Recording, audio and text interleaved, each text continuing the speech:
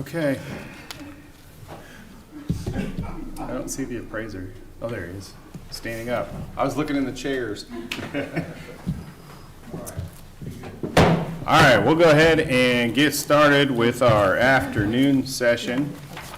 If Jennifer tells me it's okay. Yes. We're good? All right. So we're going to start off with the appraiser's office. Steve? Good afternoon, Commissioners. Steve Bauman, County Appraiser. I appreciate the opportunity you're giving me to present this budget request. So 2026 budget request is generally considered flat other than personnel. No increases in any of the other line items. Overall, a budget increase of 5.3%. Our personnel services is 5.5%. As you can see on this chart, our personnel is 95.6% of our budget, which I think is pretty typical of most smaller offices. And then this is our CIP program. These are our leased vehicles. These are paid through at the generosity of our Register of Deeds, Becky Neosi's Land Records Fund. So that, and we have quite a few other things that we're able to keep out of our budget request because of those land records funds, including some fairly expensive things like our aerial flight and our GIS enterprise system that's used countywide. Other than that, I'll stand for questions if you have any. Commissioner Rippon? I see you have no vacancies at this point, is that right? Well, as it turns out, we just had 2 commercial appraisers retire. Okay. And we were kind of expecting that. A couple of years ago, you gave us part of our succession planning where we brought in another commercial appraiser to start training. So we have those 2 vacancies. And depends upon how that goes, we may or may not fill both. If we can find someone with experience, then we'll probably only need 1. So we'll be looking at that. Yeah. Okay. Any questions? All right. Thank you, Steve. Thank you. Next up is the Register of Deeds.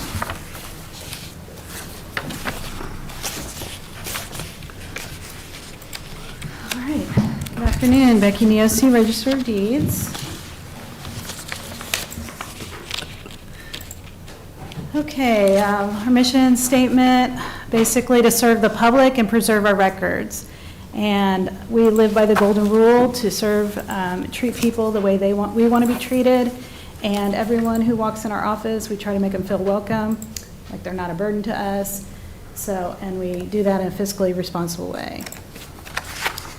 Just wanted to talk a little bit about why the Register of Deeds is important. You know, I have to campaign for this office every 4 years, and people ask, why is this an elected position? You know, can't that be an administrative appointee? And, you know, we have 3 inalienable rights: the right to life, liberty, and property is very important. It's the key to freedom. So in order to secure our land, be able to buy, sell, pass down properties, we need to have a secure records. And so that's why we need a Register of Deeds and why it's an important job. My budget request is about $383,000. It's a flat budget except for personnel. We have 3 employees right now, plus myself. We do have 1 vacancy. We had temporarily filled that, but it didn't work out, unfortunately. And that 1 vacancy is paid out of the tech fund. We've been very, very busy the last couple months, and we frankly have not had time to even think about filling that at this time, but hopefully by the end of the year we can. As you know, we have a tech fund that pays for over $100,000 in expenses, and excess tech funds are transferred to the Land Records Fund. As our appraiser said, a lot of their expenses are paid out of that fund, so I'm glad to be able to share that. We have subscriber revenues that help offset costs, and I'll talk a little bit about those. So we generate about $1.5 million in revenue combined for the general fund and for our tech funds. We do have a tech fund that helps we collect a tech fund for the county clerk and the county treasurer as well. So this is just a dashboard. Our software company put this together, and I just wanted to share it because there's a lot of information on here. 24,000 documents a year that go through our office. That's 8,000 per employee, and they're actually looking at documents twice because we also audit them. So when we process documents, we are reading through the whole document, we're indexing it. It's very labor intensive. We have e-recording that helps out with that. We're not having to handle paper, 75%. Just some other things on that slide on the yellow part about, we have Tapestry, Laredo, and Monarch. Those are just fancy terms for our remote access. Tapestry is a pay-per-use. We have 3,800 people go online and do a search, and we receive revenue for that. Laredo are monthly subscribers, title companies and attorneys that subscribe to our service. And then we have Monarch, which is a data flow that people subscribe to that they receive on a monthly basis of the raw data or indexes. We have our property fraud alert through our software company as well, and a lot of people take advantage of that. Fraud is a hot topic right now. It doesn't happen very often, but it can, so it's good to stay on top of that. They also are introducing a notary fraud alert that notaries will be able to sign up for, so when their notary is used in our office, they get an alert. So that can help with that fraud prevention. We know right away when something's happening. If you have any other questions about any of those other things on there, I can talk about those, but I don't want to take a lot of your time. Commissioner Rippon? Yeah, you said you handle like 8,000 or record 8,000 documents per person. How does that compare with the rest of the state? I mean, is that? Compared to the rest of the state, a few years ago, I did a survey of the others, and they're maybe doing half of what we are doing a large document volume compared to our staff. Osage County has 5 employees. We have 4, so 4 positions. So Speaks highly of our staff. yes, Yeah. they are hard workers, and they're great people. Great people.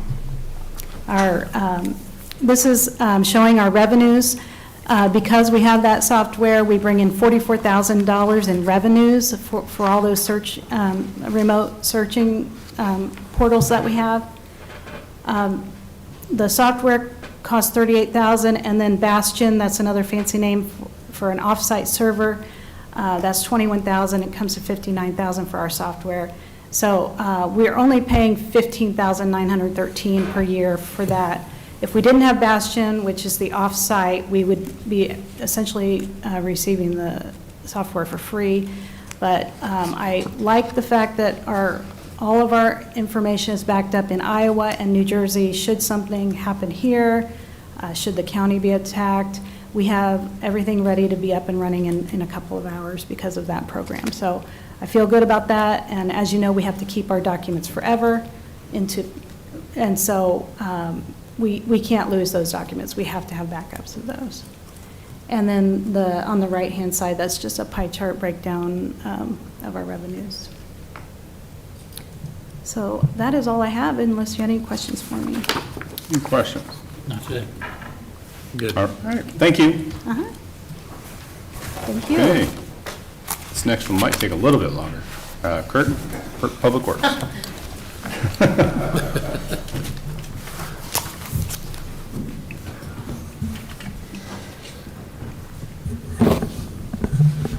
Okay. Good afternoon, Commissioners. Kurt Niehaus, Director of Public Works.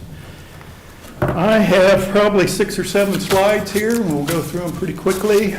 Let me get acclimated here real quick. Okay. For 2026 compared to 2025, salaries increased $480,000, which is an 8.6% increase over 2025. A lot of that is because I think Teamsters salaries are up by 7% this year. We fill a lot of positions, and I know even when we have vacant positions, we budget for those on step 1. You might be interested to know that last year at this time, we had approximately 15 vacancies in our field offices. Right now, we're sitting at 5. So the training program, along with the public interest related to the training program, we've had 7 trainees so far, and we've had interest from people that already have a CDL. So we've been able to fill 10 positions. We've actually filled more. 1 trainee left, and we've filled positions with non-trainees, and it didn't work out. So we've had a lot of movement in our field positions, and I'm very pleased about that. We do have 1 vacancy in the garage. For non-salaries, I'm proposing an $82,000 increase, but the second slide will go into details a little bit, and I will explain that to you. And this 2026 budget represents a mere $325,000 increase, again, non-salaries over 2017. So that's an annualized increase of less than 0.8%. So I think Public Works are getting great value. We have 60 employees. If you compare us to Douglas County, they are a much bigger department. And so I feel like our Public Works department is very efficient. Okay. The second slide is in a little more detail. And again, I talked about $82,000 increase. $48,000 of that is a transfer to a retirement fund. I have absolutely no control over that. In fact, in years past, when we compared one year to the prior year, we did not include that number in our comparison. Because again, I have no control over that number. Last year it was 0. For 2026, for 2025 it was 0. For 2026, 48,000. Again, no control over that number. I'm asking for $18,750 for our CDL, our new CDL training program. I anticipate or hope that we can fill 5 trainee positions. If you recall, that's the number of vacancies we have out in the field. And then if you take that 48,000 and that 18,000, basically the remainder of that is $15,000. And so you take all the other non-salary object codes, some I upped, some I lowered, net $15,000 increase. So when you consider the price of commodities, asphalt, rock, although rock, we do get reimbursed for a lot of that. I think a $15,000 increase is very justifiable.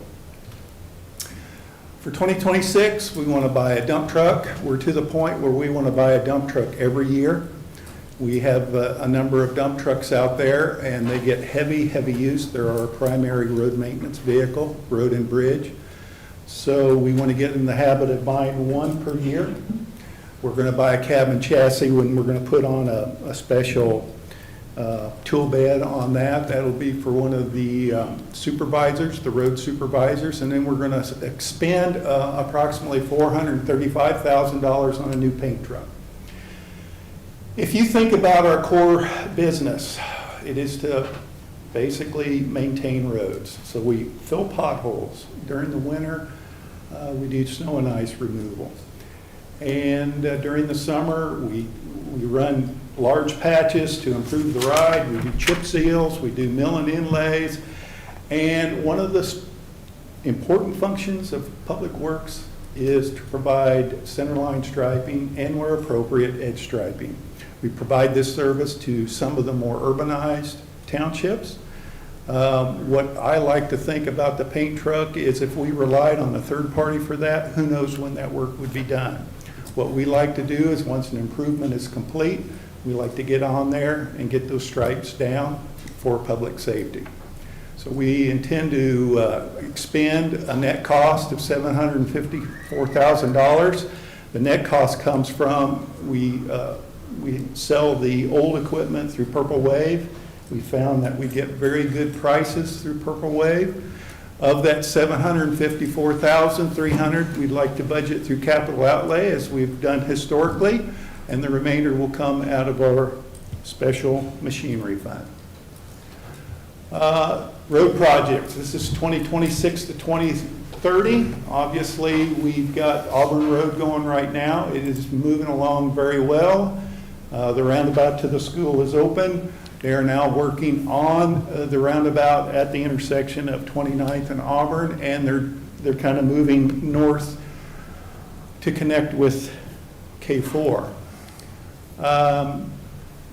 Southeast 45th Street, I would still like to get that connection or those segments that go out to Croco Road improved, because Southeast 45th Street is an important road that makes a loop around the city of Topeka, or a loop within Shawnee County that encircles the urban area. So Southeast 45th Street is an important road. It's a great connector for Douglas County. It carries quite a bit of traffic. So there's a section between California and West Edge I'd like to finish. Basically, it will require little right-of-way. There's not any major structures on that segment, so we anticipate the cost of that project to be $5 million. As soon as we get Auburn Road done, I would like to refocus on Southeast 45th Street. Also on Southeast 45th Street, this is not a capital project, but it helps you to understand where I'm thinking ahead, is the intersection. Right now we have a signalized intersection at the intersection of Southeast 45th and Southeast Adams. The pavement approaches and the intersection itself are degrading at an accelerated pace. That pavement's going to have to come out very soon. So we have a choice. Can I remove that pavement and put it back in kind and leave a signalized intersection there? Or that location would be an excellent location for a roundabout. And I believe there is space existing right away to put a roundabout in there. So you're going to have to replace all the pavement anyway, so why not get more value out of your project? Why not put a roundabout in there? Then, of course, we have the sales tax project. Southeast 45th Street is moving along very well. We just opened the roundabout at Green Hills Road late last week. The public is using it. And so the project is progressing on time. Right now, that project's scheduled to be a $12.6 million job. Northwest Rochester Road, as you know, we just started the design process. Bridge projects, okay, there's a lot up there. Look for the stuff in red. That's changes from last year. Jordan Road, the first line up there, Jordan Road over tributary to Wakarusa River. It was originally scheduled for 2028. We're going to move that up to basically 2026. We'll let that in, we've already let the project. We anticipate the contractor starting in late October, and the work will carry over into 2026. Then at the bottom of the screen, we're moving forward on a lot of bridge replacements, but we've also got to think about repairs and overlays to our bridge decks. So we want to spend at least $1 million in 2029 rehabilitating a number of our bridges. And then in 2029 and in all of 2029, we want to redeck the bridge, the Maple Hill Bridge. And that bridge is comparable to Carlson Road, and we don't want to replace the bridge. We just merely want to redeck it and then paint the bridge, and that will be a total of probably up to almost $5 million, $4.7 million. And then the last project on the page again is for 2030, and it's Northeast 35th over tributary to Soldier Creek. Here very recently, if you go west from US 75 on northwest, it'd be Northwest 35th, we just replaced a bridge. Now we want to go east of US 75 and replace another bridge on 35th Street. Okay. Large culvert projects. You've heard me talk about Barrington Road near the town of Barrington for quite a while now. That project involves replacing 3 culverts for 2. We're going to let that project a second time. We're going to start that work in early '26. We're hoping by letting it now and allowing a contractor to wait and start in late this year, early next year, we'll have some contractors that are free and can bid on the project. And then likewise, we've got a project on Northwest 94th. That's the boundary between Jackson and Shawnee County.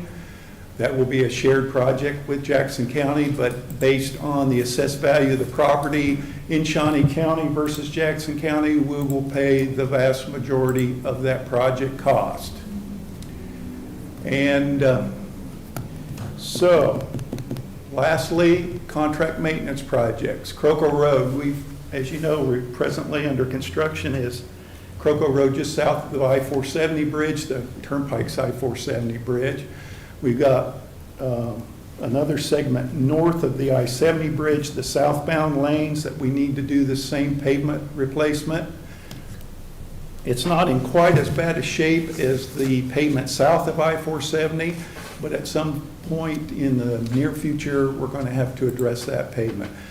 If you remember, 4 or 5 years ago, we completely did a pavement replacement and reclamation job on Gary Ormsby Drive between US 75 and Innovation Parkway. Well, it's probably time we start thinking about doing that between Innovation Parkway and South Topeka Boulevard. I already talked about the intersection of Southeast 45th and Southeast Adams as a minimum pavement replacement. If you're in there doing the pavement replacement, which is an expensive cost, why not replace that signalized intersection with a roundabout? Again, it appears to me like there's enough right-of-way to do that. And then on Northwest 46th Street, there's 2 roundabouts at Hunter's Ridge and Fielding Road. The asphalt there is kind of rough. My idea or my goal is next year when Bettis is working on the extreme east and west end of our Northwest 46th Street sales tax project, I want to get Bettis to mill and overlay these areas. I will not pay for it with sales tax money because I don't think legally that was the intent of the sales tax program. It's not intended to pay for maintenance. But I will pay for that, of course, out of a different fund. But the main thing is we can get that work done at the same time that the road is already closed up there on 46th Street. And with that, I'm done. I look forward to any questions you might have. Commissioner Rupel? The road that goes from West Edge to, was it California? Is that a scrape and redo, or is that a mill and inlay, or? No, we would completely replace that pavement. Would that be curb and gutter? Yeah, it would be a curb and gutter section like we built further to the east. Yeah, the other side of the and lake. what's nice about that project is not only will it complete another section again of Southeast 45th, but it will provide a connection, sidewalk, multi-use path connection for that community along California Boulevard or California Avenue and Lake Shawnee. That's a 3-lane? Yeah, 3 lanes. Chicken lane? Yeah. Or whatever? Yeah. So we get the transportation benefit, the car or vehicle benefit, but we also get a tremendous benefit to the community that want to use a sidewalk or a multi-use path to get to Lake Shawnee. I'm getting to be more and more of a fan of the roundabouts. It's you avoid a lot of expensive signal devices, and the only thing that bothers me about roundabouts, when you approach them, a lot of times you don't know, you can't tell what the cross street is. A lot of times there's. Yes, a lot of times the signing for the cross street should be in advance. Should be of in the advance, yeah. roundabout. Right. A lot of them don't have it, and that kind of bugs me sometimes. I mean, if you didn't know the terrain, you wouldn't know. And, Can I ask Yes. a follow-up question to that? Just because we have another CIP project on the West Edge Road itself, would it at all make sense to do, if you were looking at doing Southeast 45th to West Edge Road, would it all make sense to do West Edge Road at the same time? You mean the kind of the north-south road along the west side of Lake Shawnee? the Yes. park Yeah, the Yes. Park Road. Just because you said the words, and so I'm gonna No, ask that's if that makes okay. sense. That's a fair question. One thing you have to remember is when we do the section between West Edge and California, the roundabout at West Edge will be open. Okay. And whether we like it or not, people will probably use West Edge Road to get up to 29th Street as a kind of informal detour. So I don't know if it would be great to do them all at the same time. Okay. Yeah. I don't know the history of that road, but it always seems like they always refer to it as something the park owns, that road. And I don't know, Yeah. rather than a county road, it's like it's the park departments, and I don't know. Yeah, well, we have part of that. I don't know how this all ended up. I don't know how it all happened. We have like the it. south part of West Edge Road, and Parks and Rec has the north half. I don't know how it came to be. That's how it is. Anybody know the history of that? You're the history guy. I here, don't know. What are we It's- looking at? It it just seemed like the whole thing should be a county road, but Yeah. Your command is, that's we'll right. have to take care of that. All right. Any other questions? I don't know, not this moment. So Kurt, we've obviously gotten some staffing, our staffing levels back up. We were really down on road maintenance and bridge maintenance and that type of thing. So now that we've got some more CDL drivers on staff, are we going to be doing a lot more of the work ourselves instead of contracting it out for some of the smaller things? Well, we will do everything that we have the equipment and the experience to do. In other words, what we're doing on Croco Road right now with the pavement replacement south of the Turnpike's I-470 bridge, really realistically, there's no way that we could do that kind of work internally. But we're getting ready in August. We're going to mill and inlay South Topeka Boulevard from 93rd Street down to the Osage-Shawnee County line. Bettis is going to do the milling and sweeping for us because we don't have a big milling machine. So Bettis is going to do that. And then with our paving machine, we're going to put the overlay back. To answer your question, we'll do the things that we have the equipment and expertise to do, and then we'll let those things that we obviously can't do. I think it's a great balance. It keeps, I think, in a sense, the county from competing with the private sector. We can do the things that we do. The third-party contractors can do the things they're good at. To me, as a core function, striping, chip seals, patching, short patching is things that the county should do. Anything bigger than that, there's a tendency to move that to the private sector. Also, the staffing levels, is that, I mean, I don't know where we were at in overtime last year. Is that going to cut back on that type of thing as well? I've always, from the day I've started, I've managed overtime. They have to get permission to pay overtime. When we're in the middle of a project, it's important for us, if we work an extra couple hours to get a project done, I okay the overtime, but I don't give them carte blanche. So there's none of this, well, let me put it this way. People were getting overtime when I started here. The county wasn't getting any value for that overtime. And so I'm trying to manage it. Dollars are important to me because anything I don't spend, I put back on the road. So I've been told I'm kind of tight, but again, the reason for that is I want to put as much back down on the road system as I can. Okay, fair enough. Any other questions? I don't think so. All right, thank you.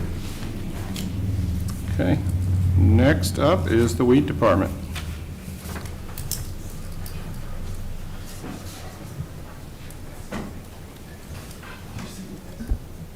Good afternoon, Commissioners. John Landon, Director of the Weed Department.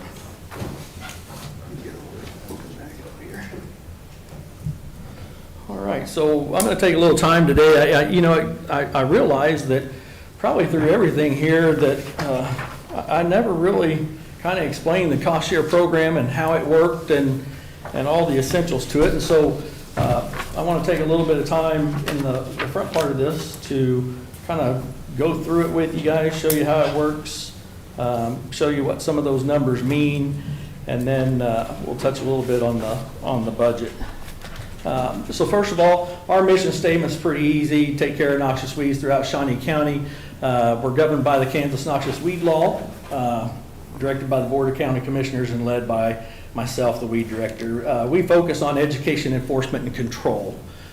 So on our program, when we do enforcement part of it, we always make contact with the landowners to let them know that there is an issue prior to issuing any kind of warning notice or legal notice to them. We do that as a courtesy to give them the opportunity to take care of the problem themselves. Second part of it is, here's what we do for everybody. It's basically everything except for the city limits of Topeka. We take care of all the roads in Shawnee County, the townships, our roads. Some of the work we do for the city of Topeka has to do with the stormwater pollution stuff. We do a lot of pump well stations for them, water control, things like that. So there are areas in Shawnee County within the city of Topeka that we do some work. So it's not uncommon that you will see us out there.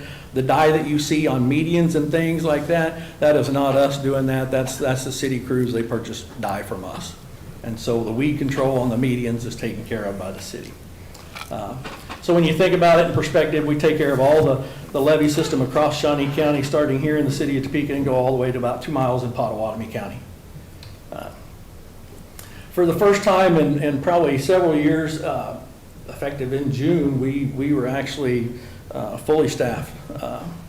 There's been times that we've had full staff and then been gone, and so, but since June, we've been full staffed here.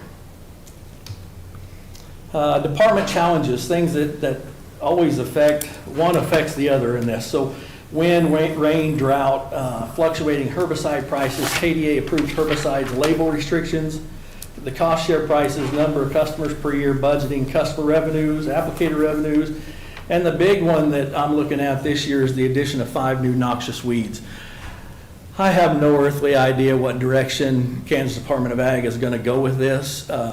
You know, early on when we talked about honeysuckle, they talked about glyphosate in the fall being a great control method for that, but they could shift gears and they could go 100 different directions. They have brush chemicals out there, something like Crossbow. They could go that direction. Crossbow compared to glyphosate is very expensive. So until they put them out, I have no earthly idea what they're going to be. You know, there is approved control methods for noxious weeds. So we don't get to pick what chemicals you can put on them. We don't get to pick how you can do it, whether you can mow it, hoe it, spray it. That's all done through Kansas Department of Ag. We're just kind of left in the dark, and they've gave us no indication where we're at with those right now. Cost share program and how it works, commissioners. So the cost share program is basically a statute by law. Based on our mill levy, we have to cost share. Shawnee County cost shares 25% of that. We don't have a choice. Not up to us. Chemicals. The chemicals are not up to us either. We get told exactly what chemicals can be cost shared. For instance, if you come into my office and you want to buy glyphosate to control your musk thistle program, we cannot cost share glyphosate to control musk thistle. It has to be one of these approved herbicides listed here. It's that way on all the weeds that there are. Cereus is the same way. You can't buy 2,4-D to spray cereus with. It has to be an approved herbicide. How the cost share program works is KDA's put out a nice little spreadsheet that you factor in the square footage of your building, how much it heats, how much it costs you to heat it, how much it costs you to cool it, how many times you handle it. So it gives you a formula, and that's what you can charge a storage and handling fee for. So doing the math on that little spreadsheet, we can charge $6 handling fee, storage and handling fee, and we do that per container. And so it's not by the gallon, because we have chemicals that come in a 2.5 gallon versus a chemical that comes in a 1 gallon versus an 8-ounce bottle of a dry powder versus a 5-pound bag of something. So it's $6 per container. And so as you can see on this slide, the breaking point, commissioners, is about $24. Once you get past that $24, it starts costing the county money. Anything under $24, you can make a little bit of money. But we can't make more than what the chemical cost us. And so as the cost increases on these chemicals, then you lose money, more money on them. So, you know, currently when we're talking about glyphosate, we bought it at $12 a gallon. You know, we were at the break-even point, pretty good price on it. We were only losing about $1 or so per jug of it. So back in March, I stood here at this podium with Heath Burt from MFA, and we talked about we didn't see any price increases coming down the future. Everything looked pretty stable. In fact, some of the prices were actually decreasing some. Then all of a sudden they hit us with price increases. So back in March, we paid $31.85 per container for 2,4-D. July 1st price is $54.65. Glyphosate was $29.60 per container. July's price is $43. And these are our big three, commissioners. These are what we spend. This is what we sell a lot of. Remedy, $44.50 per gallon. July price is $72.50 per gallon. So how that equates, and to tie it in, if you look at this slide here, this is our quantity that we've sold is year to date, July 1st. So glyphosate at 863 gallons is what, or containers is what we sold. We were losing $1.50 per container, so that year to date totals $1,294. If you look at July 1st price, if we would have purchased it then, we'd be losing $4,000 on the same amount. Remedy, you can see those, $3,000 versus $7,000. And so that's how those cost share prices equate to what we do. The more it costs us, the more we lose. So this spreadsheet here shows you basically what we've sold to date. The ones with the star in front of them are cost share herbicides. The ones down below are non-cost share herbicides. Even though they're the same chemical, we track whether it's cost shared or not. And so anything in red shows the loss of those, anything in black shows the profit. So year to date in 2025, if you take out the losses from the cost share stuff and add in the money that you made off the non-cost share prices, you're up $238.98 is where you're at. If you take 7-1's prices and you do the same math with the same quantity of chemicals that you sold, you can see we're still at a loss of $12,680. And so those non-cost share chemicals, when you sell those help offset the loss that the county takes on those cost share chemicals. So this slide right here is when I do my budget at the beginning of the year, I don't just randomly pull numbers out of the air. So as of 2025, we spent $135,000 in cost share chemicals. And we've spent $96,000 in non-cost share chemicals. And so that equates to the $238,000 that we've spent this year. And keep in mind, we only sell those non-cost share chemicals to offset the loss that the county would take to that. And so, you know, it's not ever a given. I never know whether dye is going to be popular, surfactant is going to be popular. But we carry those to help the customers so they don't have to go somewhere else and to help offset those numbers as well. So the equipment replacement program, real quick, I'll just buzz through this. When I started back in 2020, I did an equipment replacement program for every vehicle, every piece of equipment that the Shawnee County Weed Department owns. It talks about the purchase year that we purchased it and the replacement year on the time that it's age life expectancy. This is our rental part. This is our sprayers that we rent. We did start the pull behinds. We started renewing those, having them all rebuilt, stainless steel floors instead of replacing them. And then we're down to the skids, what we have left. The intentions is to do the same thing with those stainless steel floors. It's a little bit cheaper than going out and purchasing the newer stuff. Then we have our forklift and drone. So how this equates, how I put all this together is then there's a cost to this. And so normally that cost is funded by our capital outlay program. At the end of the year, that money's transferred over into capital outlay, and that's how we replace our equipment. So at the end of the year, depending on what's left, gets rolled into that capital outlay. And so I look at kind of the funding on how we're going to fund and replace equipment. We did extend our leases from 5 years to 7-year lease, just because it's more economical that way.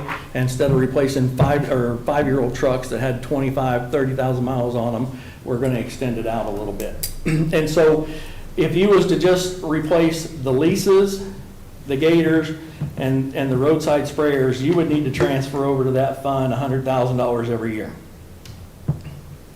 If you included the trailers and stuff, you would have to roll into that fund $18,469 every year.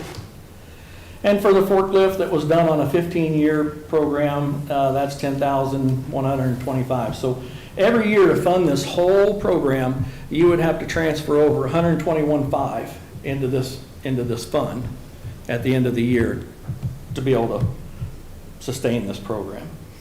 And so basically think of it as one of those, instead of asking for CIP money to replace that stuff, I'm able to come to you, we have the money, we're just asking permission to replace it. So that's how the program works for the replacement. Proposed budget here, anything shaded in here are increases to the budget. You'll see there's an increase for intermittent help. And then it's offset by wage reimbursements of a $30,000 wage reimbursement. Moving on down, fees for services increased to $7,500. And then there's an insurance premium in there that was, as you can see from last year, or this year, there wasn't anything in there.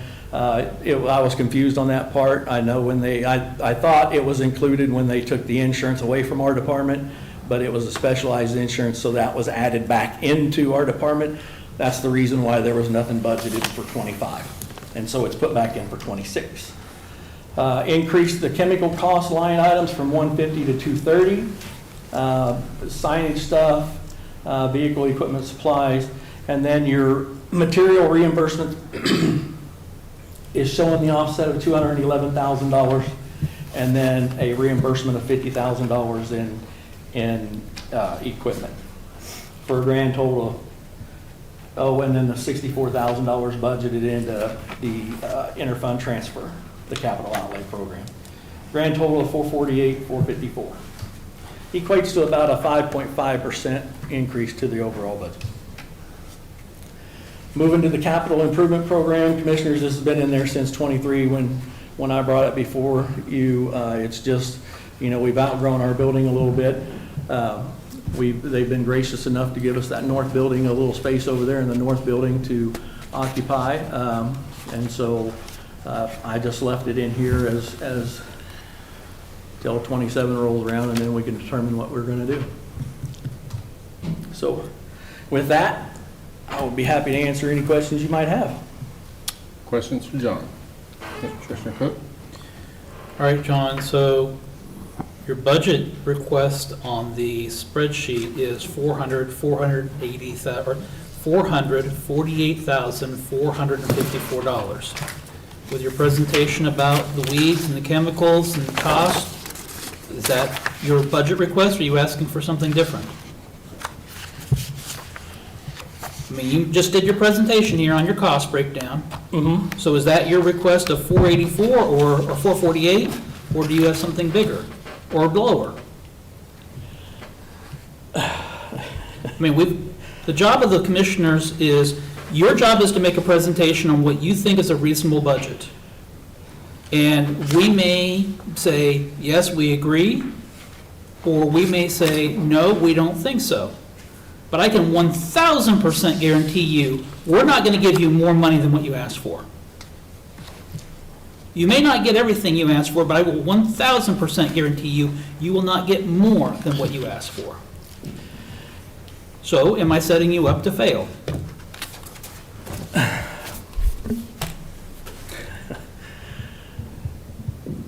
That is a tough question for me to answer. So I will start here. I believe the budget that is here, commissioners, you run the risk, you run a high risk of not meeting those revenues. Because the fact of the matter is, we've got a budget that we're going to have to make some serious cuts to, as it stands. And I think that if there's a message to be sent, the message should be sent, we're going to need to start looking at possibly laying off employees. That's not a friendly message, but it's a realistic message. Public Works, they're susceptible to being cut because they're a huge part. The sheriff's a huge part. Department of Corrections, the district attorney. Those are all huge departments that are susceptible. Now, I'm not saying we will, Right. but they're susceptible. Right. Yours is a much smaller department, but if I was to make a 16% cut to your department over your request, that would have a much larger impact than a 16% cut to Kurt's department. Correct.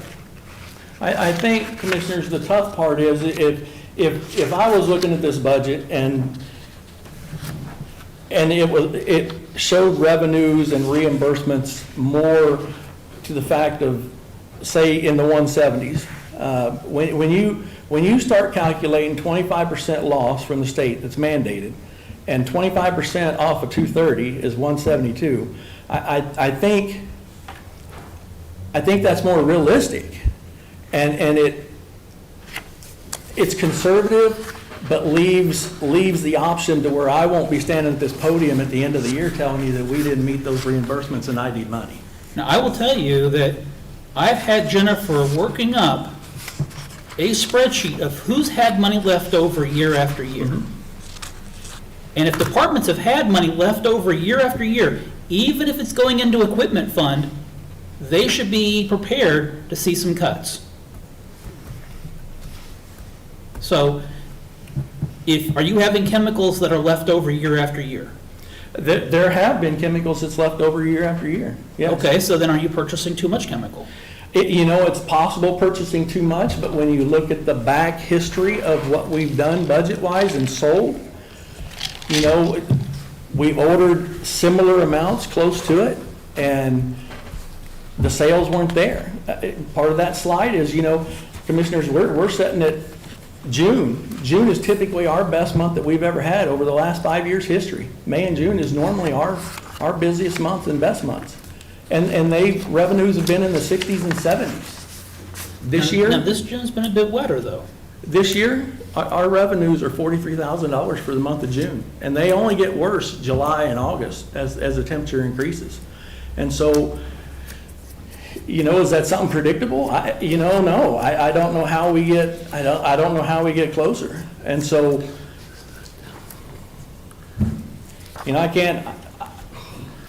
can't tell how many people are going to walk in the door. Well, but John, if the price for the chemicals has gone up so much that we're taking a loss, is lower sales a good thing at some point? Yeah, they're a great thing. Okay. Yeah. So, just like if we had given you a bigger building, wouldn't you have a lower sale price because of the amount of space you have available based on that formula? No, the cost share price would be, the storage and handling fee would probably increase because it's based on the square footage that you're storing the chemical in. And that's part of our problem now is we don't have enough place to put it. And so, what was I going to say? Do we include the space that are you storing chemical in the north building also? No. You're not storing any chemical? We actually put a pallet of chemical over there about a month ago. Well, less than that. When that big storm was coming through and we were going to get hail, we moved some over there so we had a place to put all of our building. But the sport court's in there, and so they've really occupied a lot of that space. And so we haven't been in a push for it because we're still waiting on the drone trailer. So, we haven't really pushed the fact that we needed some of that space. So. I think like the drone, that's a good thing. That makes us more efficient. There's a cost, and there's a cost in startup and certification, but in the long run, I think that makes us more efficient. It's also safer to our employees, but there is a cost in getting that set up. Yes. Yes. Sorry, Commissioner Rippon. Oh, I'm sorry. I was going to say, this is a complicated budget. It isn't like most of our budgets because of the revenue and the way we have to handle the revenue. Well, so It's Yeah, and we Yes, but take other that. departments have revenues as well, and so I don't want to say that, you know, ours is, but it is complex, that it revolves around a lot of things. Yeah, This budget is very different than all the rest of the departments. I guess. Although other departments have revenues, no one else is allowed to use those revenues to reduce their expenses. So that is why this one is different. This one, and it used to be done differently. Several years ago, Betty and I, when John first started, it used to be capped that this department could recognize no more than $40,000 of revenue. That was the cap. And everything above that went to the general fund. And so there wasn't this complication. And it was just maxed at 40, and that was all that they ever got to recognize. In order to more efficiently run the department, we removed that cap so that if there truly were years that there was revenues of $150,000, that also had higher expenses that year. So it made sense to us to do that. But it's just a matter of, we have to make sure that when we're budgeting as close to reality as possible. That's just one of the things that we have to do if we are allowing someone, a department, to recognize revenues against their expenses. but we have no idea what that's going to be from year to year. Correct. Correct. Normally, the chemical costs, if they increase, the revenues also increase. It's not a one-to-one, but it's somewhat predictable in the revenue bobber, if you would. I mean, it floats, but you can kind of, it's somewhere in that vicinity. Certainly higher than $40,000, which is where we came from.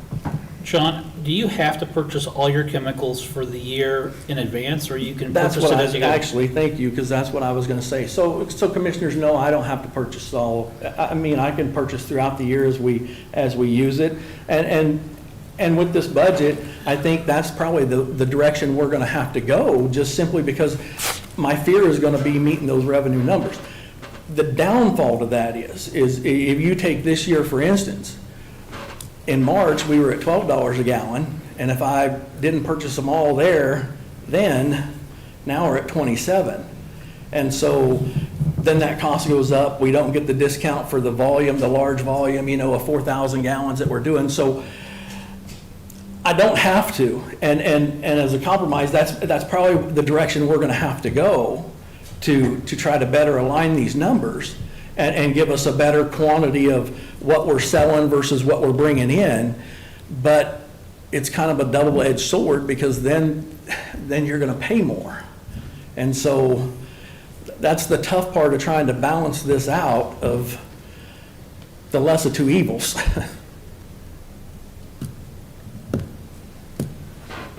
John, your non-salary budget is flat. The non-salary, yeah, I mean, The bottom line, you're asking for the same money as you did last year. yeah, well, so it actually shows a little bit of an increase, and I think that's because when you put in, and Jennifer may be able to tell me, but when you budget for that transfer, that probably increases it. No, because you had those costs already in your other expenses. Just move it from the left pocket to the right. Correct. Yeah. Yeah, instead of, because those expenses were already listed as, like, if you look at the net difference between the chemical, like, the chemicals and the revenues for selling chemicals. If you look at that net difference, it's less this year, because in the year prior, it was higher, because those funds were then going to be transferred into the equipment transfer later in the year. So you have to, if you look at all of the total of the 2s and the 3s, just to talk in terms that only people in the county know, but if you know what I mean, if you look at the MSA 2 and MSA 3 and MSA 4, I believe that you're seeing those are pretty steady from year to year, is what Kurt's saying. It's just our transfer out went from 0 to 64,000. But our material reimbursement went from 112 to 211. So our minuses went up by more than our pluses went up. Does that make, I mean, I don't, I'm trying to draw an equation without having a chalkboard. So it's, John, I Yeah, know there's- I've asked this there's question in still- years past, but Yes. are you not able to form a purchasing group with Pottawatomie and Wabunsee and Osage and Brown County? I mean, we've got a lot of counties surrounding us that are much more rural than we are. Are we not able to form a consortium to purchase chemicals? Commissioners, I tried, and the sad thing is talking to the directors, a lot of them shot me down before they even talked to their commissioners. That's something I didn't think would happen. I thought they would have to visit with their commissioners to find out if they even, wanted to save money, and I couldn't get past the directors. I think Commissioner Mays might, sitting on KEC might know this as well. Yeah. That, even with, Kenny Backus was a salesman, or he was a director, then he's moved into Nutrien, and even with his support, it just, you can't get past the directors at all. Because it would just seem to me that, again, the amount of chemicals that they're purchasing is got to be more than what we're selling. Actually, no, Commissioners, Shawnee County sells more chemicals than, How can that be? They're much more rural than we are.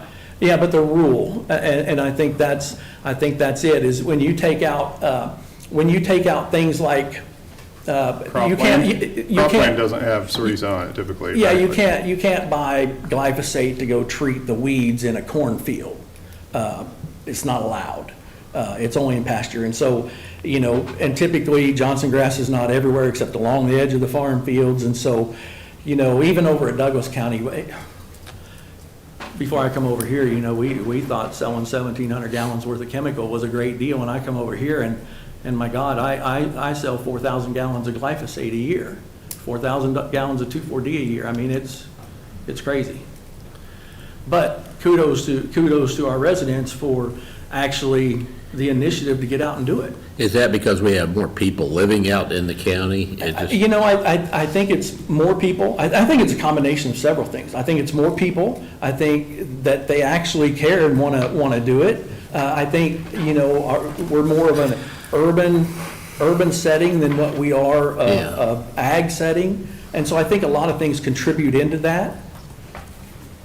We're a big county too. I mean, And we are a big county, geographically, yeah. I we're pretty mean, big. by large, Shawnee County's larger. And so, But just to kind of go back to your question, when was that? Probably 2 years ago, when there were the shortages in chemicals due to the COVID shutdowns in China or wherever the chemicals are coming from.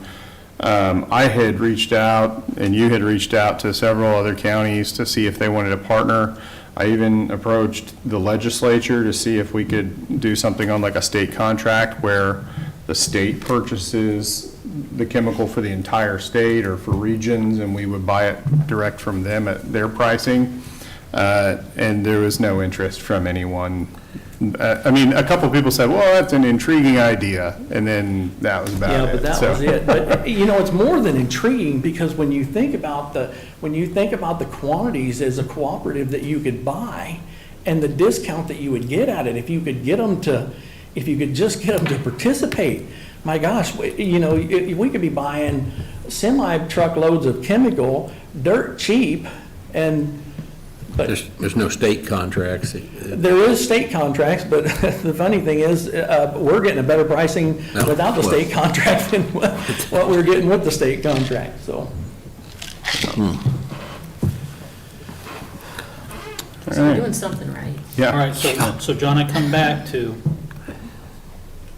484 is what you listed. You need to amend that budget. Commissioners, I think You got a week. when you start playing with those reimbursements, and if you lower them, it's going to make that price go up.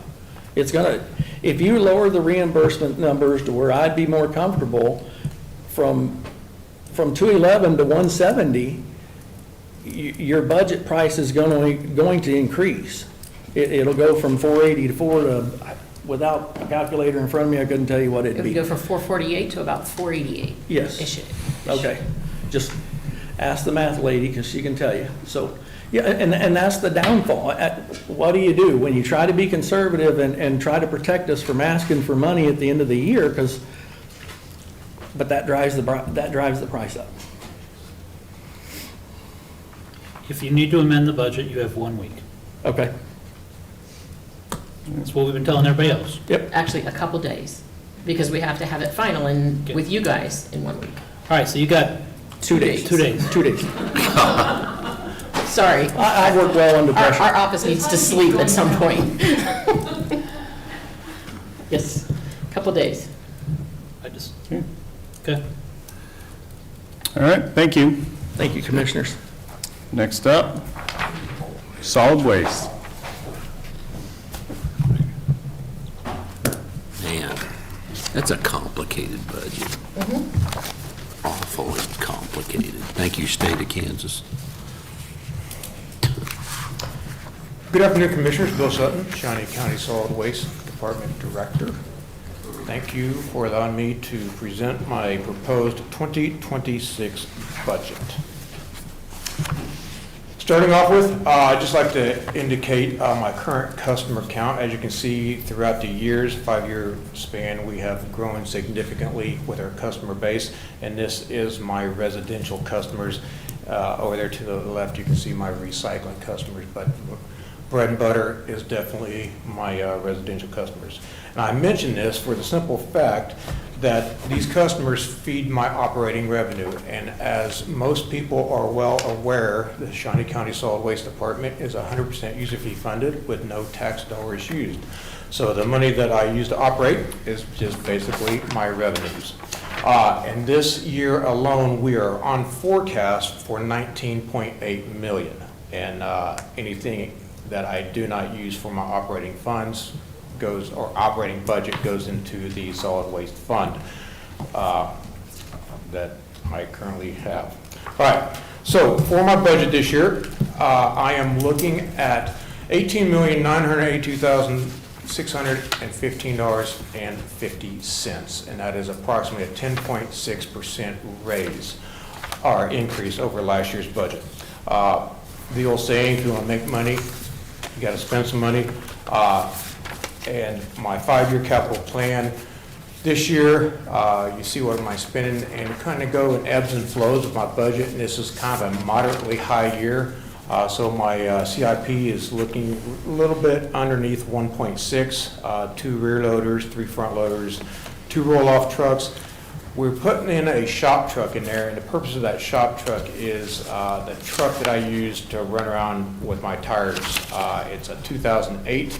It is definitely seen its age, and it is time to retire that thing. So we're looking at upgrading a vehicle that I can put on the road and service my trucks when they experience a flat tire out there, which they do on a kind of a frequent basis, just because tires take a beating out there on these roads.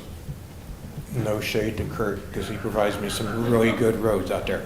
And then, of course, a supervisor truck, just keeping those in rotation. The major spend, or the major increases that I am looking at this year, is my contractual services. And this is basically all my divisions just clumped in together, because I have about 1,000 lines, so just kind of grouping in there together. Between the old landfill, WM's contractual increases, and my software that I use, we're looking at around a $345,000 increase. My wages for both union, classified, they're increased by $631,000. And then again, my motor vehicles, over last year, we're looking at $800,000.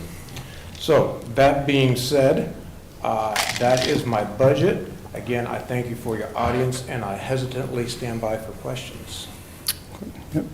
Chair, that service truck, is that a ton truck or 2-ton truck or? We're looking at our options. We think, and I might even incorporate the current 1-ton truck that I have and put a different bed on there, and then maybe buy a dually truck for that other apparatus that I got there. So we're just looking at some options, but right now I'm looking at something that's right around 150. Yeah. Any other questions? No. Okay. Thank you, gentlemen. All right, and then our final item of the day is Keep America Beautiful.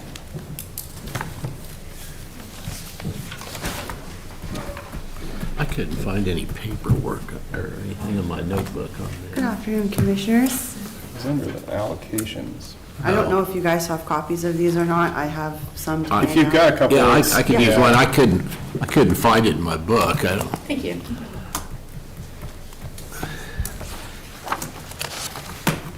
Thanks.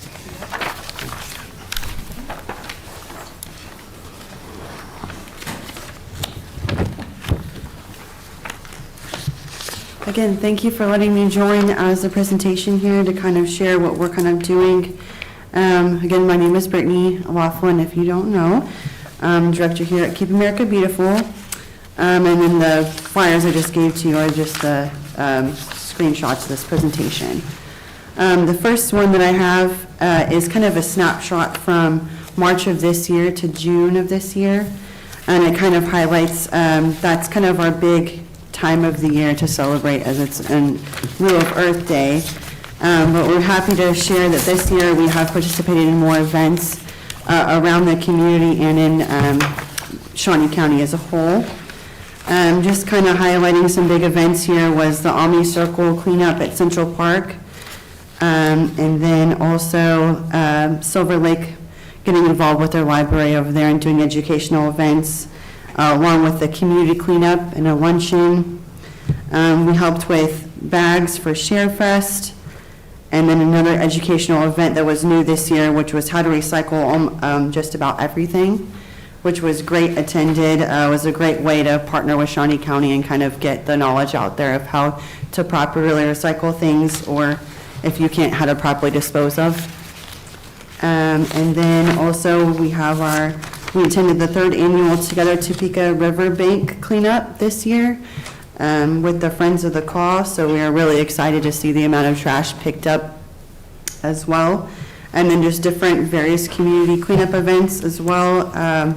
Tied in with all of that was about 100 hours of education and about 7 tons of trash, which equals to about 14,000 pounds. So really excited. That was just not a whole year, but just 4 months or so of a snapshot. So we're really excited to continue that. We'll have the next slide over would be our, we were calling it the Spooky Cemetery Trash Sweep, but that was a little hard to say. So we kind of have retooled this as our Trick or Treat Trash Sweep, where we invite the community to come out to the Topeka Cemetery to wear their costumes if they want. We had several city officials there this last year. It was doubled from last year. We had picked about maybe a half ton of trash even just in the cemetery, so it was really well attended. And then this year we anticipate having more volunteers help out as we're going to try to advertise a little sooner. And then this year also hand out a free sustainable treat bag as kind of just education as well of how we can be sustainable during those times. And then also promote smaller trash cleanups in the community and in the county. So that will be on October 11th from 12 to 1. And then so we look forward to having that bigger and better this year. So there's that. And then our last slide would be just kind of, I think I gave this to you guys last time, but just kind of like a overall what we do, our mission and our vision and guiding principles, the education we kind of offer, and then some of the just the bigger cleanups initiatives that we have going. And then also it's really important to help with community service completion as well. So working with those who are with the district attorney, they have been handing out our information, so working with those people to get those volunteer hours completed for community service. So just trying to keep going. This also has a QR code. We have been pushing that more instead of printing out our recycle directories, having that as more of an option for people, just to cut down on the waste that we have going out. So that's been really, really well done. So if you have any questions, you always feel free to reach out to us or visit us on our website, keepshawneebeautiful.org. And I'm trying to keep it short today, so that's about all I have. If you guys have any questions. Any questions? I do have a question. In the past, KAB's done like a community survey of how they're doing on picking up trash. You guys still do that? Yeah. And how are we doing? We're doing a lot better this year, just because we've started a new initiative through the Keep America Beautiful National, where it's picking up 250 billion pieces of trash in 2 years. And so our next year, the 250 is for our country of celebrating 250 years. So we have up to that, and we do the Community Litter Index every January. We started doing that, could kind of prepared for Earth Day and our big cleanup to kind of figure out which pockets and stuff like that in the community that needs to kind of be focused on. But we anticipate this next year, the numbers being way up as just more community events doing that throughout the year, which should boost those numbers. Okay. All right. Thank you. Thank you very much. All right. That's it. All right, thank you. Thank you. Hey, John, I had a question about that crossbow. Well, first of all, what all new plants they put on there? They put the Bradford pear on there and So it's actually, Bradford pear's not on there, it's just quarantined, they can't be sold in any nurseries. So the new noxious weeds are gonna be added are cut leaf and common leaf teasel, which we have quite a bit of it here. Then we have the bush honeysuckle, and then we have both knapweeds, diffuse and spotted. okay. And that crossbow, does that work on the honeysuckle? It will, yeah. Does it transcend like the Blue Death that tore on her? No, and that's the nice thing about crossbow. It's basically it's a combination of triclopyr and 2,4-D, but it's the 2,4-D ester, not the amine. And so there's no translocation into the soil like Toradon does. That is going to kill your trees. Can homeowners buy that? Absolutely, yes. Okay. Yep. I know it's just become a scourge in this county. Yeah, and you know, commissioners, that's part of my worry is if crossbow's added, crossbow's $100 for 2.5 gallon jug. We're eating about $15 somewhere in that deal, and if we sell thousands of gallons because we have an abundance of honeysuckle, what is that going to do? Yeah, I don't know. But if it's a combination of 2,4-D and triclopyr, can't you just sell those together and mix Well, them? so it's a different 2,4-D than what we even carry. So, Oh, okay. So when you think in the 2,4-D market, not to get into a long deal. We're getting into the weeds. Yeah, they get into the, but there's an ester formula, there's an amine formula, which is a salt formula, and then there's a choline formula. We don't carry the ester formula anymore, just simply because high temperatures, high humidity, it's going to lift off the plant, and I don't know where it's going to stop. It may stop in Jeff County, it may stop up in Iowa. Okay, understand. The drift potential is just through the roof, and so, but it works better, Fair enough. so. Any other questions? Okay, Thank you again. we're gonna have a lot of work to do. Yeah, you guys forgot to remind me to give you these scorecards for your, no, those Oh, are that's just yours. together. That's Aaron's. Okay, And that was so, Kevin's. Kevin's has a note on it. Sorry about that. any other, They already loaded it in there. Oh, okay. you guys have anything else we need to talk about? Here's a paper clip if you want. Is this the one that's due back by 7/8 that you already gave us? No, that's for the ones you presented today that I forgot to give you. Okay. Sorry. And what all do we need to do on here? Just pick and choose? Score the, I'm gonna adjourn the every- meeting. at least the ones that are highlighted in orange.